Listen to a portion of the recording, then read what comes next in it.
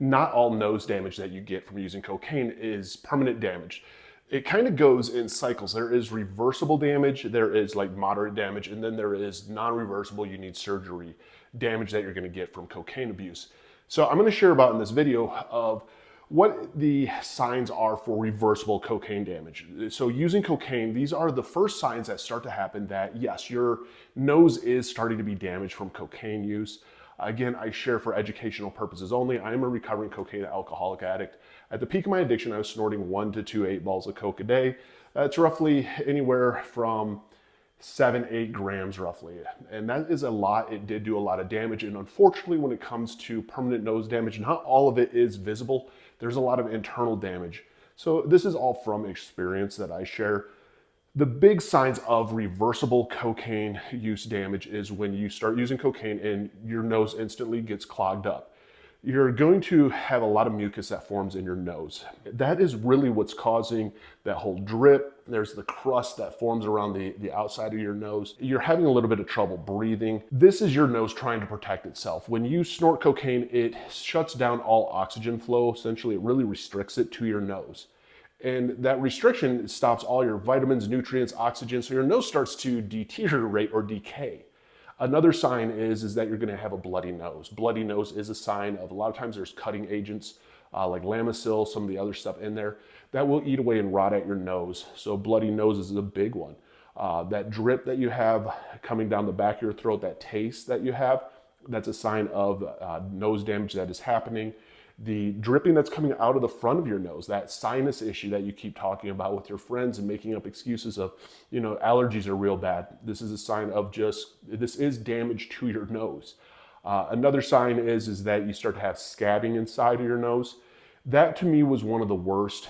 And a lot of these, unfortunately, you can kind of justify off almost as like, it's not that bad.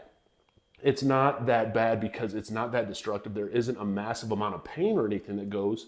It's more that you're just having a lot of trouble breathing, especially the next day. I used to always call it the Colombian cold because after a lot of cocaine use, your nostrils are kind of blown out. They're trying to protect themselves. So all this mucus is created, all this snot's created to try and cover over any of the damage that's already happened. The unfortunate thing though is because it is reversible, that yes, if you start having bloody noses and you're having this constant clogged nostril, this is that you're starting to cause damage. But if you do stop, this is reversible damage. So it's not like you're always going to wake up with a clogged nose. It's not like that mucus and that crusting inside is always going to be there. The bloody nose isn't always going to be there. And so these are very reversible signs of cocaine use.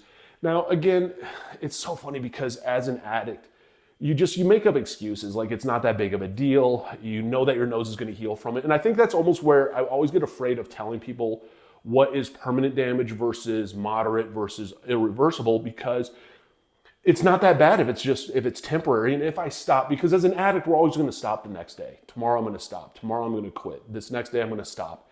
Where in reality, we're not going to. And it's almost like an enabling factor. And there is things like there's nothing you're going to do that helps with this nose damage. I used to snort water through tissue or through toilet paper or Kleenex, whatever I could, after I would do coke to try and like flush it all out, because you do get a lot of it that gets stuck into the mucus. It ends up burning inside your nose. It can create ulcers in your nose. So I would snort water through a tissue, and I would think that would be helping it. And it has kind of a relieving feeling to it, but it's not reversing any of this damage. This damage is happening. Yes, you're clearing out your nose, but your nose is still trying to protect itself, so it just keeps creating the mucus.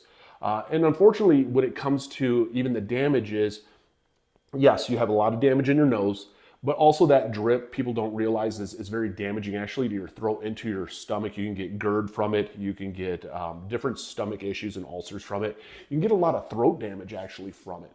Because again, cocaine is not the safe drug. And unfortunately, that's the stigma around cocaine, is it's a party drug. It's a very expensive drug. So a lot of cocaine users will go at a certain point, they can't afford it anymore, to crystal meth. Well, when it comes to the cocaine itself, it is cut with so many different things. And you have creatine in it, you have talcum powder in it, you have lidocaine, benzocaine in it, caffeine in it, crystal meth in it, you sometimes have fentanyl in it. So like you have all these different cutting agents in it. and you don't know what is necessarily attacking your nose. And just because you're having these signs, a lot of it's genetics. And so certain people, yes, like even myself, with all the cocaine I did, I never had any external damage. I had a lot of internal damage. And I'll share about this in the next video of when it comes to like this moderate damage, some of this damage isn't irreversible. Once you start to have more than what you're getting just of that normal drip and clogged nose, you start getting to some of the stuff that's permanent. And a lot of it's gene-based. Of how your body and how your genetic code reacts to some of this stuff. I've known people that have used cocaine for 6 months and they have a deviated septum.